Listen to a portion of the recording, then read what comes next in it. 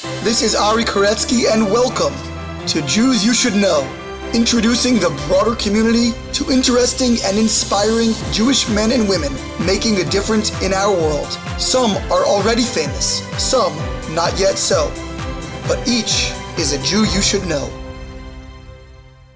We are here with noted entrepreneur, business ethicist, and committed Jew, Bob Diener. How are you today, Bob?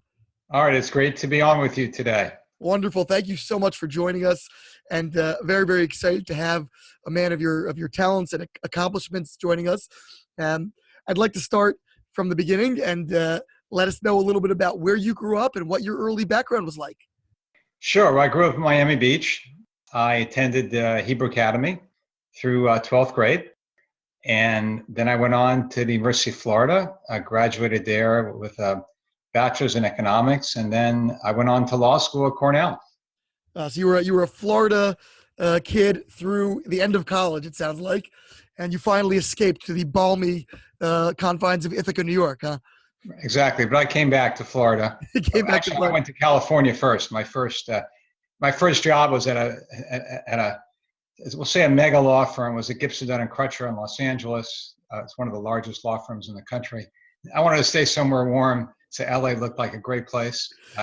Actually clerked out there for the summer and really just enjoyed the professionalism and the great people at the firm. So that was my first job. I was in Los Angeles at Gibson, Dunn and Crutcher for about 2.5 to 3 years. Fabulous. Now, going back to your early childhood, it sounds like you must have had a pretty rich Jewish upbringing with the extensive day school education and so forth.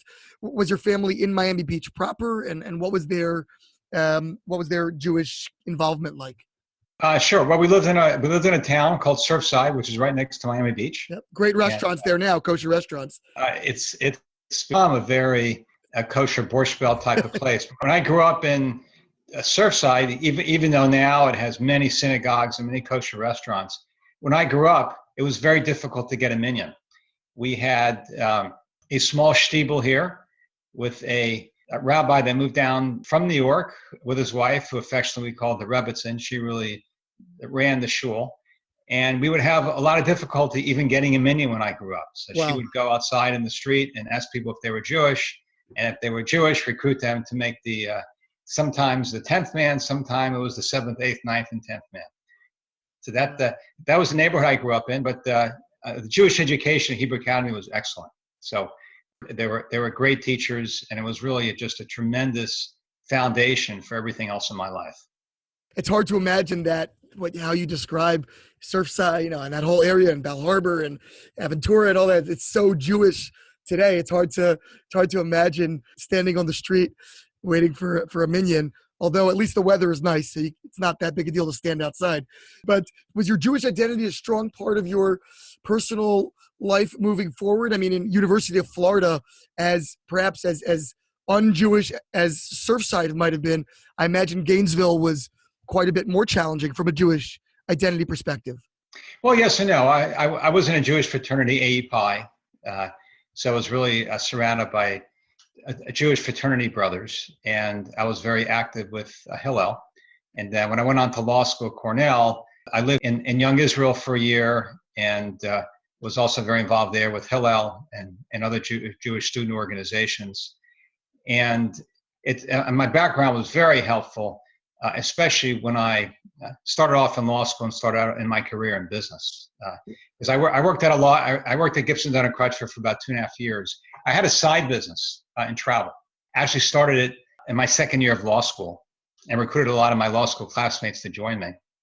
And that was a side business and went very well. I used to work on it nights and on Sundays. And after 2.5 years, I decided it was going so well that I took a leave of absence to the law firm and pursued the business as my business in travel, and it did really well. And I really had no background in business. I didn't go to business school. I didn't work at a business. I just worked at a law firm, and it was mainly corporate work and litigation work. So I had no real background in business. My only kind of base of knowledge for starting my business and running my business was what I learned in Jewish day school. And that was really my backbone for success in the business world. And in fact, I wrote a book on it a couple years ago called The Biblical Guide to Business Success. Because one day I was sitting around at the Shabbos table. We have a tradition in my family that we go around and everyone at the table, all our family invited guests, we ask them to tell their good news of the week and ask any questions. So we run around the room. And then when we got to my mother, she looks at me and she says, you just told your good news of the week, how your new company, which now is getaroom.com, this was several years ago, how you reached a milestone and it's now profitable. And she says, well, how did you know what to do? Right? You started, your last business was Hotel Reservations Network and hotels.com. Now you've got this business, getaroom.com. She says, how did you know what to do? You didn't work in a business. You didn't work for somebody else in the business world. You didn't go to business school. So how did you know what to do? So I said, Mom. It sounds like your mom needs a podcast. Yes. Yeah, so I said, Mom, it's all because of you. And Dad, she says, what do you mean? I said, well, you sent me to Jewish day school. And when I think about it, that's really all I knew. I knew Jewish law. I knew how to study Talmud. I knew the Bible. But that was really my foundation. So everything that came up in the business world, I really looked back to my roots in Jewish day school for answers. So for example, how do you handle employees? Employees, of course, they always want more. It's difficult. How do you treat them? How do you treat your employees? How do you handle customer service? In the travel industry, customer service is probably the biggest issue that's out there. And I'm sure anyone that's listening to this has had an incident with an airline, an incident with a company, with a hotel, right? So how do you handle the customer? And so a lot of companies, they go to big retreats, they hire experts, they spend a fortune to try to teach their employees how to handle customer service in the right way. We didn't do any of that. We had no big consulting firms. We had no thick manuals. I told my employees at every company I've been at is that there's a very simple standard. It's put yourself in the shoes of the customer. Treat them fairly the way you would want to be treated if you were in that situation. That's how we handle our customers. And that's how we handle our customer service still today, many years later. And that's how we did it when I started off in business, because that's what I knew, v'ahavta l'recha kamocha. That's what I learned in Jewish day school. And how do you treat your employees? Well, I learned a fundamental lesson on Jewish day school. And that's that you never should delay the payment of your wages to your employees. And that's really Jewish obligation, is to pay your workers on time, because most people are working paycheck to paycheck. And if you're not paying them on time, they may not have food to put on the table for themselves and their families. So even during the worst times, during SARS, during 9/11, when a lot of companies were delaying payments to their employees, we always paid our employees on time, and we always make sure that we treated our employees fairly. So those are just a couple of examples of what I learned in Jewish day school that are part of what made me successful in the business world. Beautiful. I'm curious, just going back to that time in law school, you said you launched this company without any business background. When you initially went into law school, I imagine you anticipated that you would be a corporate lawyer for your career. Is that correct? And if so, what changed? And was it a flash of inspiration that sort of catalyzed you to start a business instead? Or in addition? Well, the dream of a lot of lawyers is to do what their clients do. So I always had a passion for the business world, I had a passion for travel. And I envisioned myself being a lawyer, continue with legal practice, but I really love what I was doing in the business world. It was going well. And so I decided to pursue it. And I still now do our company's legal work. So cool. That's cool. The legal background has been, a big factor in the success of my companies. And it really gives you a tremendous edge in the business world. But part of my success in law school was because a lot of the methods of learning, especially the Socratic method, which was very big in my time, was the exact same type of learning that I learned in Jewish day school. When you take a tractate of the Talmud and you tear it apart and you analyze it, and you really try to assess and analyze the differences between the different schools of thought. Well, that's the same thing in a case. You have different schools of thought, and you have to tear it apart related to the prior cases, and you come up with an argument for your position. But that's exactly what I did in Jewish day school, and that's what helped me succeed in law school and eventually succeed in law practice and in the business world. How did you think of the initial idea for your first business? Were you kind of looking to start a business and this is what you found? Or did you have a particular idea and you were sort of galvanized or called to start that particular business? Well, my first business, it was a great opportunity because when I was in law school, traveling around the country for interviews, United Airlines started a program giving out coupons for 50% off your next flight. And people were just throwing them in the garbage. So I went and I picked a bunch up, and I visited some friends that were in the travel business in New York. I said, are these valuable? They said, they're extremely valuable because it's 50% off a ticket. So I recruited my classmates that were traveling to either pick these up in the garbage or buy them from people coming off of planes. And then I would resell them to travel agencies and travel agencies and to travelers that could use them. We'd buy it for a few dollars and we'd mark it up and make a profit on it. But the idea is that really everyone did well. So, those that received the coupon and got something out of it, we earned our markup. The agencies earned a commission, and the eventual traveler had a discount on his ticket. So everybody was happy. It was a nice business. And then we expanded that to several different airlines where we started buying bulk seats from the airlines. So these are airlines that are no longer in business, such as Pan Am, World Airways, Eastern, and others, where they wanted to pre-sell seats. And so we would buy blocks and then resell them at a profit. So that was a nice business. And I sold that business in 1990, in late 1990, and then took some time off. And during that time, my partner and I, we went out to Belize. And I don't know if you ever saw the movie Paper Chase, but we were in a room scrumbling papers trying to come up with our next business. And we came up. Was it a smoke-filled room? No, there was no smoke. It was just a lot of papers, and in between scuba diving trips. And we came up with this new idea of doing something similar to what we did on the airline business, but doing it in the hotel business. Now, hotel business was actually a much better business because there weren't that many airlines. Many of them were not financially solid. Whereas hotels, it was a very competitive business. And the average occupancy at hotels at the time, this goes back to late 1990, was only about 60%, and hotels at the time needed about 70% to break even. So what we did was we negotiated with hotels for blocks of rooms, which we sold in our network. So it was kind of separate from their sales at a lower rate. And the travelers had a great bargain, and they stayed at the hotels where they received a better price. So that was before the internet. That was in 1991. We actually started the business. We called it Hotel Reservations Network. In 1995, a friend of mine knocked on the door and says, Bob, I had the best thing since sliced bread. I said, what is it? He says, it's the internet. Almost nobody knew what the internet was. He says, I'm doing this with gaming. And he says, I can do it for hotels. And so we made a deal. And at the time, it was not interactive. So you would send a request out. You would send an email out. It would take 15 to 20 minutes for the email to go. A day or two later, you would receive a response. But even with that, and he built the first site for us. We made a deal where he would own the site. We pay him a 10% commission. And even with that, it was 5 to 6% of our business, which was incredible given how slow it was.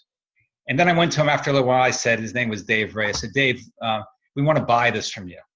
And he said, sure. He says, I'm focused on the gaming business. And so we made a deal. And I bought the site. The first site was called hoteldiscount.com. Actually launched in 1996. And it grew and grew. And in October of 97 was the industrial revolution in my business because the internet became interactive. And so at the time, you could send something out and get an instant response. Well, that was an incredible revolution because that changed the whole paradigm of the internet. But still at the time, very few people were online. Really no hotels were online. And so what we did was we went to really every company in the travel space and said, we will build you a hotel program. And we went to really every hotel that was out there, city by city. You go to the major chains, like the corporate chains, or you went to the individual branches? We did both. We said, we're going to bring you business that's totally new. They said, what is it? We said, it's the internet. Well, almost nobody knew what the internet was. And so it sounded like a great thing because it was something new. And that's really how we started the business. At the time when we launched this, there was really the only other Easy Saver was just starting out on a test program. And so our business grew and it blossomed. And of course, with the internet turning interactive, that was great growth for us. And in 1999, we ended up selling a big portion of the company. We ended up taking it public a year later. And it was only a couple years after that we went and we bought the name hotels.com and hotel.com. It was actually an affiliate of ours. And we decided to market directly to consumers. And it just took off and went through the roof. And Hotels.com, within a period of 9 months from acquiring the name, we did an awareness study. Almost no one heard of the name at the beginning. And 9 months later, it was 70 to 80% American household awareness of Hotels.com. It was one of the fastest branding campaigns in history. That's incredible. It's funny. On my way in here, I knew I was going to be talking to you today, and literally, I kid you not, some commercial popped up on something some video or something I saw, and it was a Hotels.com commercial just today. So it is quite ubiquitous in the advertising. You said that you sold the business, but you were still involved at that point. Like, what was your relationship in the late '90s at that point when you were acquiring the name, but also going public and selling off some of it? Right. So actually, the arrangement is that we sold the company to USA Networks, which is now IAC, and we retained an interest in the company. And then when they wanted to take it public, we made a deal where we took back a substantial portion of the company in return for staying on with the company and taking it public. And so we had a parent company that had a majority, we had a significant interest, and the public owned a certain percentage. And then in 2003, we ended up selling the bounty. They also purchased a majority interest in Expedia, which was at the time owned by Microsoft. We merged all the companies. I left a few months later after we transitioned management. I had a 5-year non-compete and really spent that time focused on various charities that I'm involved in. Until 5 years later, our non-compete was over. We saw an opportunity to start something new. It was it was in the same field, but a very different business. And that's GetAroom.com, which is the business I have right now. But all the way along, I always believed in balance. And it was from an old Talmud I remember learning. It's Shabbat 31a. And it's a discussion among rabbis about what happens at the end of your day. Because I always used to think, this is great. I'm moving ahead. My company's doing well. I'm putting dollars in the bank. I've got a nice car, got a nice apartment. But there was something missing. And so I was searching for that missing thing. And then I found it. And I found it in this Talmud. I went back to my Jewish day school learning, found this Talmud, pulled it up, read it a few times, and said, you know what? This is it. Balance. This was a rabbinical discussion about what happens at the end of your days. You go to the heavenly court, and they ask you a few questions.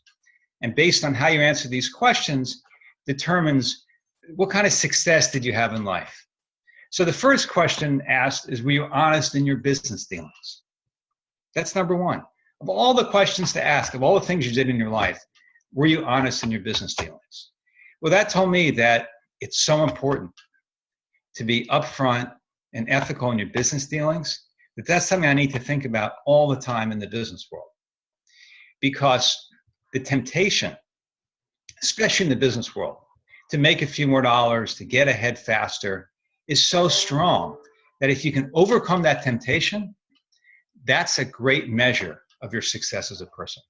So that's the first question asked. The next question asked is, did you spend time getting ready the next generation? Door to door, preparing the next generation, having a family.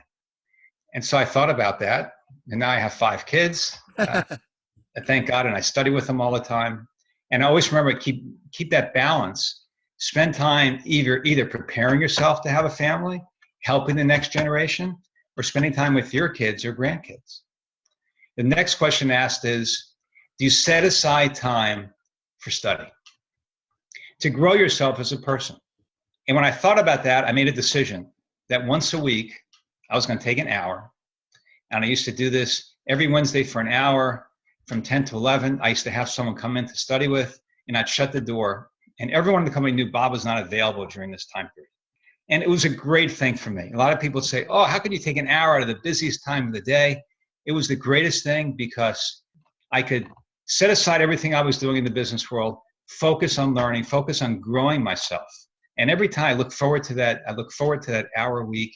And now I study almost every day with my kids. Beautiful. All the way along in my career, I would think about that. And then the next question asked is, at the end of your days, did you leave this world in a better place than when you got here. And so what are you doing to make a difference? So I think of that Talmud all the time. And I thought about this since I kind of dug that up earlier in my business career when I was really looking for meaning. And that has been kind of my real balance and real meaning. And what I still follow to this day, I always think about that. And when questions come up, I've dealt with opportunities. For example, I had a major company we're about to acquire, and I wasn't happy with the way they handled their business. I didn't think they handled it in an ethical way. It may have been legal, but not ethical. I wasn't comfortable with it. I decided we're not going to pursue it because I wasn't comfortable with the way they did business. And it was a lot of people were upset about it. How can you not do this? It's accretive to earnings. And I said, you know what? I'm not comfortable with it. And if I'm not comfortable with it, I can't run a company that has the subsidiary. Well, I'm not comfortable with the way they do business. And I think about that every day when I do business. Are you operating above board? In travel, it's about disclosure. Are you disclosing things that you should be disclosing? The traditional, the classic story is you walk into the grocery store to buy strawberries. And they all look great. They're all juicy, plump on the outside. You get home, you open them up in the middle, they're all rotten. Well, that's a classic case of disclosure. Are you hiding something? And I learned that in Leviticus. In Leviticus 19, you learn about don't put a stumbling block before the blind. Don't hide something significant that should be disclosed. And so I think about that. And I think about my business career and being upfront with people. People appreciate that. And people like to patronize businesses that are fair to them. So when you do things the biblical way, when you do things the way based on the standards that I learned in Jewish day school, you succeed because people appreciate that. People appreciate the honesty. People appreciate the integrity. And people tend to patronize and be loyal to businesses that treat them fairly and that are also good to the community. And I think about Tikkun Olam, doing things that make the world a better place. For example, we do employee matching. So if employees will donate a certain amount to certain charity or certain programs, we will match them. We used to have a community day where every employee was required to spend a day helping the community. Whatever their particular interest is, that's fine. And a lot of people would say, are you crazy? Look at the loss of productivity, taking an entire workforce. And we had, at one point, thousands and thousands of employees. And you're going to give every employee off a free day? And my response to them was very simple. The employees come back so much more empowered. They feel so good about themselves that they spent the day helping the community, that they are so much more productive employees, that there's nothing more I could have done to make it more productive than have them spend a day being charitable in the community. So, when I think about these kind of pillars that I learned from this Talmud in Jewish day school, I believe that's a very big part of my success in the business world. Awesome. What is your new business, getaroom.com? So we have a couple different lines of our business, but we provide technology and back-end product for most other major travel sites. Now, we also have what we call a VIP program. And the way the VIP program works is you can't join, you have to be invited to join, or you have to be part of a company that participates with us. And the way it works is when you have credentials to log in, you can log into access of the website, and hotels provide, participating hotels will provide better rates than what you can find on your own. We started this off in the call center, because when we started Get a Room, it's actually 9 years now. We started 9 years ago. Nobody was interested in the call center. Almost every travel company was outsourcing their call centers overseas. They were getting rid of call centers. People were now accustomed. I used to teach people go online to get a better deal. But now what was happening is you would go online many places and you always find the same price. So we came up with the concept, call us, do all your research online. We call it the unpublished rate. Call us, and we'll give you a better rate because we're not publishing it. We call it the unpublished rate. And we had thousands of hotels participate in this program. And hotels love it because they always want to push more product, but they don't want to be in a competitive situation where they just lower the price. So they're okay putting it in a channel that's not competitive with their mainstream product. So that's what we created as a call center program, which we still have, and it's very successful. But then we figured out a way to expand it to membership programs. We call these closed user groups. And so if you're a member of this, if you participate in one of these organizations, and a lot of companies have these programs for their employees, where employees will log in to access better rates and they access our program. You can log in and receive better hotel rates at thousands of hotels. Is that for personal benefit, or like when they're traveling for their company? It's really for personal benefit. It's really a leisure type of program. So that's a big part of our business, of the call center business. And then we do back-end fulfillment for many major travel companies where we provide them the hotel program. So we contract with the hotel, we provide the technology. And so a lot of sites you'll go to and they'll sell hotels and travel, we'll be doing the fulfillment on the back end for them. So that's a big part of our business at getaroom.com. Interesting. So it's really a tech provider in that respect. Yes, we're very much, we call ourselves a travel marketing company, but we're very much also a technology company. What do you think about this new company, or not so new anymore, but you described you had this 5-year non-compete and you were invested in the community during that time, pretty much, I guess, exclusively. What made you want to jump back in the pool, so to speak? Were you just endlessly restless to kind of get back out there and work? I mean, what about it was calling you back? Well, really my main motivation, there were really two motivations. Number one, my kids were still young when I sold the balance of hotels.com. And I wanted the kids really to see what it's like to be productive and what it's like to run a business and how to grow it and what it's like to be an entrepreneur. So that was a big part of my reasoning to jump back into the business world. And I used to engage the kids in doing testing. For example, I would tell them, go find as many friends as you can. Here's a mock credit card. Go book reservations. Whoever books the most within an hour will receive an iPad, or something like that. So they understood, okay, we're testing loads on the site. And this way, my children were very interested in the site. They saw how I grew a company really from scratch. So that was one motivation. But really, probably my main motivation was that I wanted to expand our family foundation. So right now, we give, my partner and I give all of our profits from getaroom.com to our family foundations, wow. Which provides us a pool to give to the charities that we believe in and that we want to help.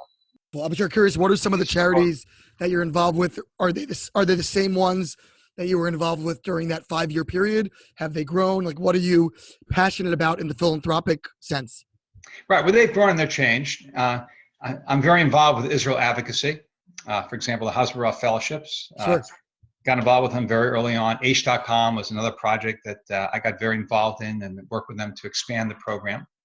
I'm very involved in APAC. I'm on the national board of APAC. So I see how successful their work is and how much of an impact they can really make on the future of the state of Israel, the U.S.-Israel relations. I'm very involved in local day schools, and other kosher food bank, and many other programs locally. So, we're constantly looking for programs that we believe in and that we believe are making a difference and that are efficient and really doing it the right way.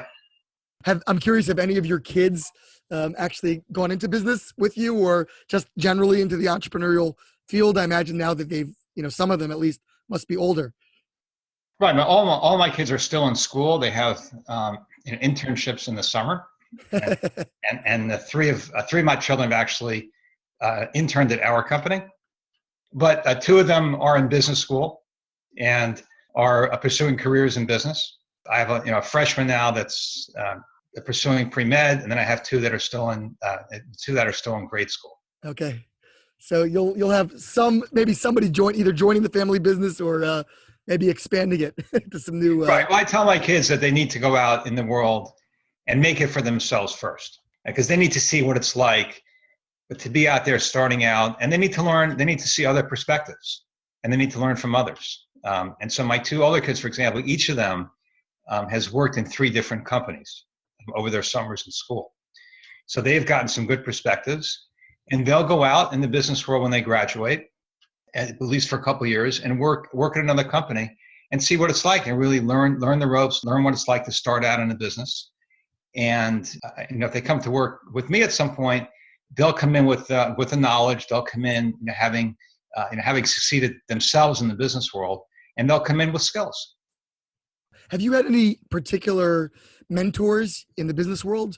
Anyone that you've really looked up to, whether because of their business acumen or because of their sort of ethical performance, which is something that you've so beautifully stressed in your work and, of course, in your book. Well, my grandfather was an entrepreneur. So I actually dedicated my book to my grandfather and also to my kids. He was a great role model. He was actually in the hotel business, was one of his businesses. He was in the real estate business, as well as others. So I was young, but I saw what he did and always admire him for what he did. And he was extremely charitable. He was very involved with charities, Jewish day schools. He was very involved with Jewish learning on the radio at the time. And I saw how he balanced those. So that was a great role model for me too. And I have a partner that I've actually been with now for over 30 years. He was a classmate of mine in law school. That's unusual. And it's very unusual. And we talk 10 times a day. We trust each other completely. We don't have any written agreement. It's just been a handshake. And we look to each other for guidance. I look over his back. He looks over my back. We criticize and compliment each other. But it's great to have that relationship, because when you're running a company, it gets very lonely in that position. And it's great to have. We've always run it as a CEO and president, so we've taken on different responsibilities. But it's been a great relationship to have that, the give and take back and forth, and to have that relationship.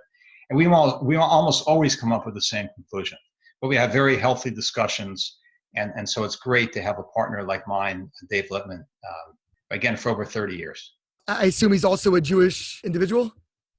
Yes, he is. Yes. And extremely Zionistic. Extremely Zionistic. How have the two of you managed to maintain that kind of a relationship for so long? I mean, companies, founders and partners in these ventures, I guess whether it's because of ego or just fatigue with another person, it seems to be such a rare commodity to have such a long-standing partnership of that nature. How have you guys managed to effectuate that? Yeah, no, it's a real blessing. And I never question his commitment. I know he always gives it his all. I always give it my all. I know he's selfless in his approach. I'm the same. So, we trust each other totally. We trust each other's judgment. You look at the relationship, for example, with it's a little bit different, but you take Warren Buffett and Charlie Munger. That's another very long-term, partnership, and they bounce ideas off each other all the time, and they really look to each other for guidance. So Dave and I have a very similar relationship. I'm much more focused on finance, marketing, sales. Dave's much more focused on the technology and operation side. But we complement each other a lot, and we highly value each other's opinion on whatever it is, whether it's a personal matter, whether it's a community matter, whether it's a business matter. It's really all the same. People ask me, how do you, when I was writing this book and I was soliciting some feedback on the various ideas, people would say, Bob, how does the Bible really relate to the business world? It's separate. The Bible has to do with your personal life, not with your business life. And my response to them, it's one and the same, right? It's all about how you apply the biblical principles to any aspect of your life. It doesn't matter if it's personal, if it's business. It's all how you treat other people. It's all how you relate to people. It's doesn't matter whether it's in a business setting or not in a business setting. People say, well, there's really nothing specific in the Bible about business. And I say that's not true. And I mentioned it before, Leviticus 19. Leviticus 19 is my guide to succeeding in business. But what does it tell you? It tells you how to handle customer service. Treat others like you want to be treated. It tells you how to handle very difficult problems of disclosure. It tells you don't put a stumbling block before the blind. It tells you how to treat employees. It gives you a guide. It gives you a guideline really for so many parts of your business that if you follow this, and a lot of dilemmas that people have in business are, how should I handle this contract? What kind of company should I deal with? Should I do this deal or not do this deal? Well, for me, it's very clear because I have a moral compass, which is the Torah, the Bible. And if you follow that, then a lot of dilemmas that people have in the business world, a lot of difficult decisions that people go through become very clear. Do you put this in the contract or don't put this in the contract? Do you disclose this or don't disclose this? Do you treat the employee fairly or don't treat them fairly and take advantage of it because you have an opportunity to do it? Well, the answer is no. You treat them fairly because that's the right thing to do. When you have that guidebook in front of you, it helps you make those decisions that ultimately may be difficult at the time, but if you follow the biblical road to success, it will make you ultimately successful. And not only that, you'll feel better about yourself because you want to sleep good at night. I'll give you an example, 9/11. So 9/11 was obviously one of the biggest tragedies we've ever had in the United States. And we were at the time, we were the largest third-party booker of hotel rooms in New York City. And so we were approached by the city of New York to handle bookings, all the hotel bookings, for the families of the victims of 9/11. And that was a very big project. And of course, they wanted us to do it on a pro bono basis. And what it meant was that we were going to dedicate a lot of our call center resources to housing the victims of 9/11. And we were ideally suited to do it because we knew almost all the inventory in New York City. And so we decided to do it. We decided basically to take a large loss. And when I had my quarterly conference call with investors, I told them flat out, I said, this was one of the biggest crises in history. We made a decision that we need to give back. We were in an ideal position to help the city of New York, to help the families overcome this tragedy, to bring them into the city, to house them, to work with them. And we are going to devote a lot of our resources over the next several weeks to doing this. It is going to mean we're going to take a big loss. In fact, our numbers were negative for a period of time. And so we are going to take a substantial loss this quarter. The numbers are going to be terrible. I said, but the good news is that long term, we expect great success because we do expect a rebound. We've seen it in the past. And we are sure that the city and others are going to be appreciative of the help that we've done and patronize and be loyal to our business. And that's exactly what happened. And investors totally overlooked the quarter. They understood. People look to the future. And that's really, people look at valuations, of how much a company is valued. They look to what are the earnings going to be in the future. What happens right now in this quarter isn't so important. And that's one example of how we approach business. Do you look at it short term?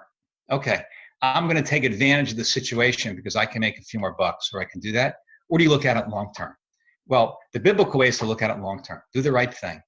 And the long term, if you have a business that operates the right way, people will patronize the business. People will be loyal to the business because they know you treat them fairly and they know you operate the right way. And people appreciate that. And those are the type of companies they want to do business with. If, for example, let's say you go to a shop, you buy something, get home, you're all upset, you're not happy with it, you take it back, they say, sorry, we can't help you, right? You're never going to go there again. You're going to tell everybody you know about it. Nobody that you've talked to is going to go to that store. But let's say you have a store that's much more liberal. You walk in and they say, take Walmart, for example. It's so easy to return something. Customer service is great. Why do you think they're so successful? Prices are excellent and customer service is great. People appreciate that. Where do you learn that from? It all comes from the Bible. It gave us a standard. It's great to go to business school. It's great to have a business mentor. But if you have the Bible as your guide, you can succeed in whatever you do in life. That's wonderful. Just sort of in bringing things to a close, and perhaps you've already really answered this, but today entrepreneurship is very fashionable, specifically within the Jewish community. Israel is called Startup Nation, but I see it among plenty of American Jews. Entrepreneurship is hot. That's what people want to do, whether it's because they want to have more control over their own destiny or want to innovate or any number of reasons. But that is the current state of affairs. So what advice do you have for young budding entrepreneurs, people just starting out, maybe in college or just out of college, or maybe even those who are in another career and would like to transition to owning their own business? How do you advise such individuals? Well, I would say number one, you need to do your due diligence. And, I learned that from the way we study Talmud, right? You just don't accept something. In Judaism, we just don't accept something. We ask questions. It's not about the answer, it's about the questions. It's about how much homework do you do? Well, Judaism teaches us to do your homework. Be thorough, be diligent, tear it apart, ask questions. I'm amazed how many people come to me and they tell me they have an amazing business plan. It's going to make a fortune. And I ask them one fundamental question, right, which is, how are you going to bring traffic in? And all of a sudden they turn red. So a lot of people don't do their homework. So if you do your homework and be thorough, you are a big step ahead. Number two, I tell people, start small. Don't try to conquer everything in one day. You need to do it piece by piece. You need to be methodical. You can't learn the whole Talmud in one day. It takes a long time. It takes people, they have these great siyums and ceremonies for completing the entire Talmud. It takes a long time to do it. You can't do it in a week. You have to build yourself over time. It's the same in the business. You have to build your business career over time. It takes time. Start small, test it, be methodical, see if it works. If it works, expand the area that's working. Next, find the right employees.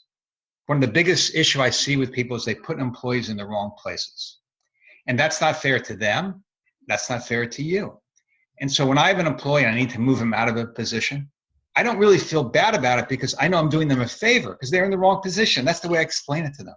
At the same time, if I have an employee that needs to be moved up or grow in their position, I tell them it's time for you to grow and move up to the next level. So find the right people. Finding the right people is key because at the end of the day, businesses are all about the people. So find the right people. And next is have a real value. And where do I learn this? From Passover, the 4 questions. What makes this night different than all other nights? So that's the same way I put it to entrepreneurs. What makes your business different than all the other businesses? Right? What's your value proposition? If you can't articulate that to me in a few words, there's a problem. And be honest and follow the biblical road to success. Treat your customers right. Have a very high level of customer service. Be diligent. Do your due diligence. Disclose. Be honest and upfront. And build your integrity as a business long term, because that's what people look for. People want to do business with those that they like and that they're comfortable with and that they know are good citizens. Beautiful words with which to wrap up. And just in closing, Bob, any exciting future plans that are on the horizon? Any new companies coming out? Do you see yourself sticking with this particular company for the rest of your career, or are you itching to do something different? Well, I'm very focused, and that's part of my message to entrepreneurs is that you want to be focused. You can't be scattered. You really need to hone in. You need to hone in on what's working and what's doing well. Focus on it and do a really good job at what you do. My current business, I look at it from a long-term perspective. I'm building a great business that will last. And that's the way I approach it. Great employees with great infrastructure, bringing in great customers, treating those customers right so they do more business with us. So that's really my focus, and that's what I'm focused on. But at the same time, balancing my family, balancing the community, and constantly thinking of ways that I can make the world a better place than when I got here. And that's what I think about really every day. What good deed or what else can I do to balance my work in the business world, to do an act of kindness or do a good deed or do something that's going to make the world a better place than when I got here. What a fabulous way to end. Thank you so much, Bob Diener, entrepreneur, author, and really most importantly, at least from my perspective, a profound embodiment of Kiddush Hashem, of sanctification of God's name, someone who's exemplifying the principles of character and family and charity amidst all the success in business. So thank you so much for joining us, Bob Diener. It's great to be on with you. This has been Ari Koretsky on Jews You Should Know. Please visit us at JewsYouShouldKnow.com and subscribe at iTunes, Stitcher, or wherever you consume podcasts. Find us on social media at Jews You Should Know. If you'd like to become a supporter of this podcast, we would greatly appreciate that, and you can do so by visiting patreon.com. That's patreon.com/Jews You Should Know. Finally, if you have enjoyed this podcast, please leave us a review so that we can continue to grow and introduce many more people to Jews You Should Know.